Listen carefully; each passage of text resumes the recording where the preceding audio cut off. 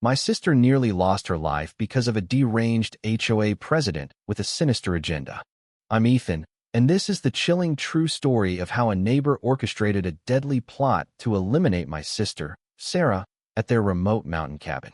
Little did this woman know, Sarah's husband, Nathan, harbored a secret that would unravel her entire scheme. I'd love to hear where you're reading this from. Drop a comment below, and let me know how far this wild tale reaches. Sarah and Nathan were over the moon when they finally purchased their dream cabin in the serene Willow Creek Valley, nestled deep in the Colorado Rockies.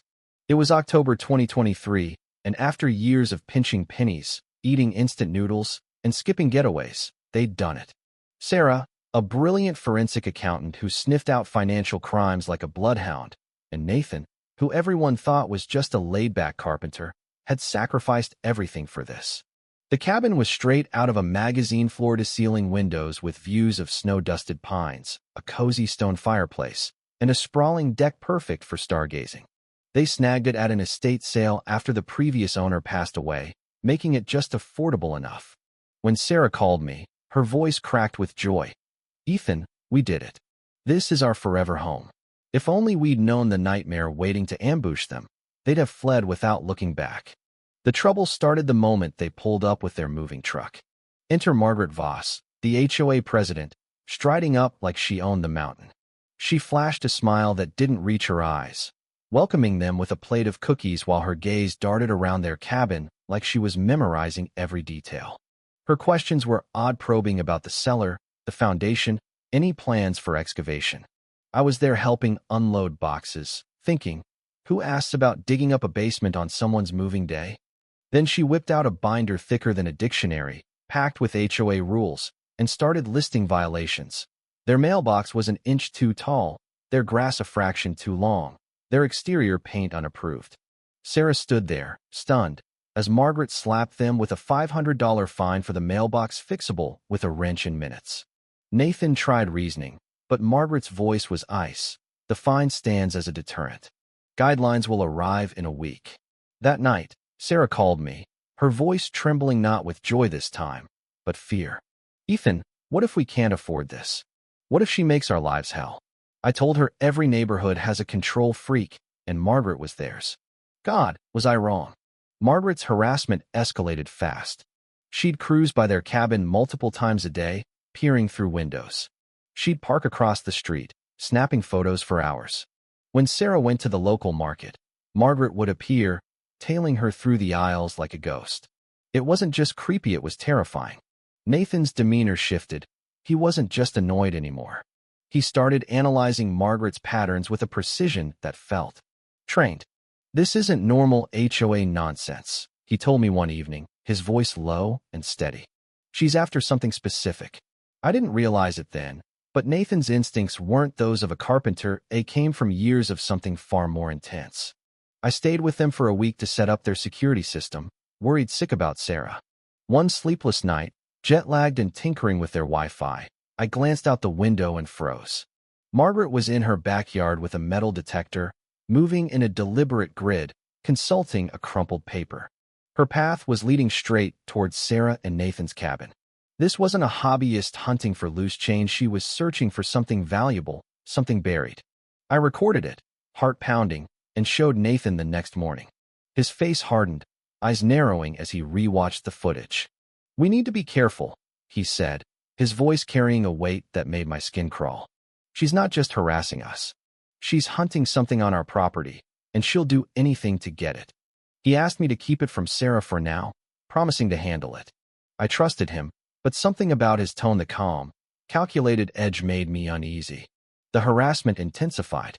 Margaret slapped them with fines for non-existent infractions, $200 for loud music they never played, $300 for a dangerous pet they didn't own, $400 for fence damage that predated their move.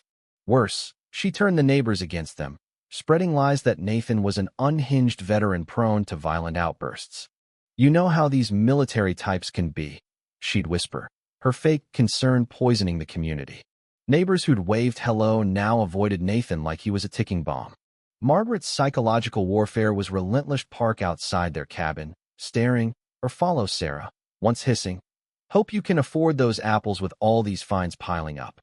Then Sarah found something that turned our world upside down. While organizing the attic, she discovered a hidden compartment stuffed with documents from Margaret's late husband, the cabin's previous owner.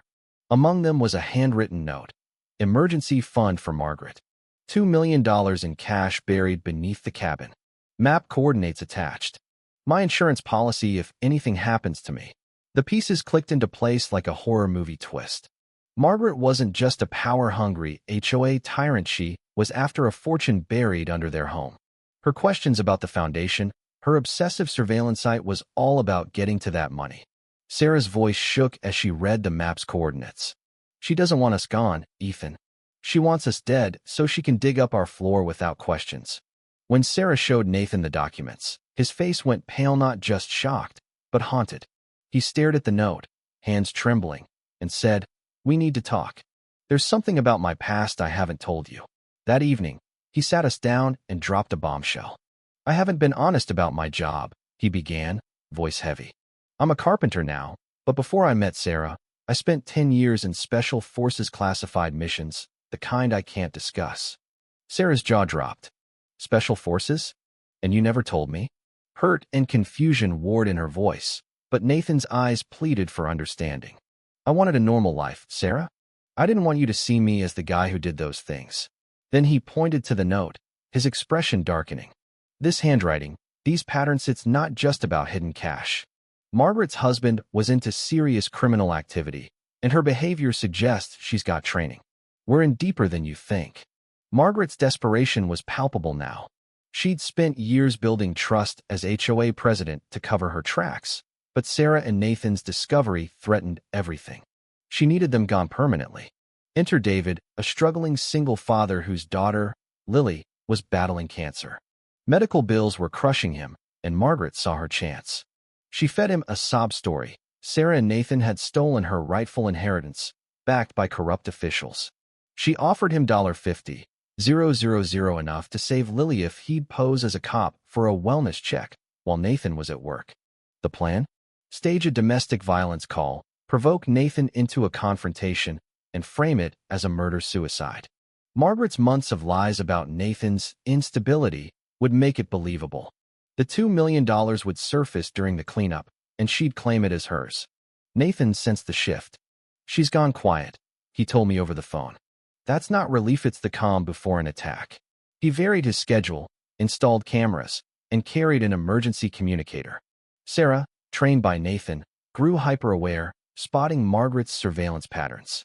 Then, on a crisp November morning in 2023, David knocked on their door, dressed as a cop. I was there, working on their network upstairs. His badge gleamed, his story sounded legit. "Ma'am, we got a domestic disturbance call. I need to ensure everyone's safe." But when Sarah pressed for his badge number, his answers faltered. Her investigator instincts kicked in. Real cops don't dodge like that. When David demanded she call Nathan home, his hand twitching toward his gun, Sarah knew something was wrong. "I need to verify your credentials," she said, voice steady. That's when David snapped, pulling his weapon. "Stop asking questions and do what I say." I heard the shouting, saw the gun from upstairs, and dialed 911, hands shaking. "There's a fake cop threatening my sister." I called Nathan next, screaming about the danger.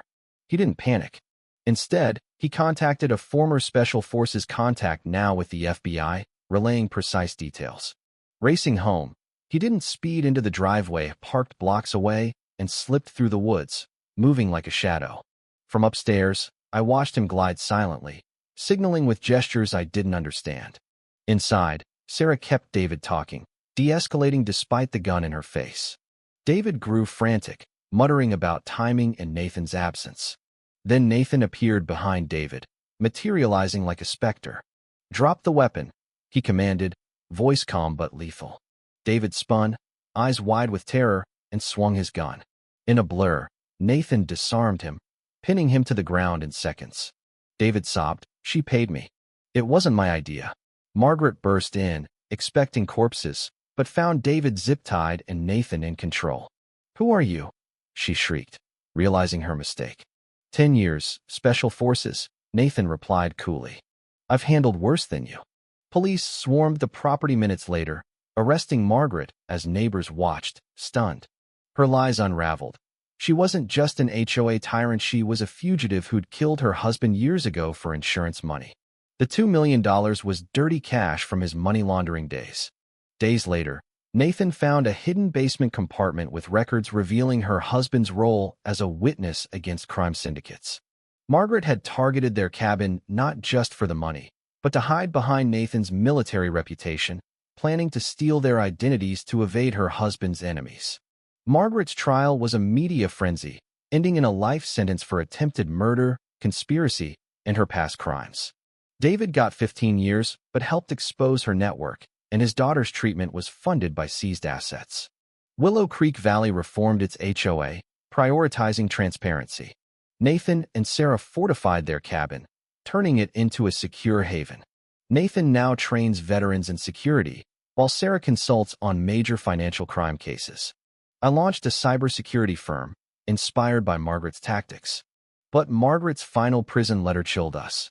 You think you've won, but you've exposed yourselves to people who make me look tame. They know where you live now. Her husband's records had unleashed a storm, implicating crime families still hunting revenge. Federal agents monitor their cabin, but the threat lingers. What do you think about Margaret's audacity to target a Special Forces veteran? Could David have resisted her manipulation, or was he a victim too? And what would you do if you found evidence that put you in the crosshairs of a crime syndicate? Drop your thoughts below, hit that like button if this story gripped you, and subscribe for more insane true tales. Stay sharp out there.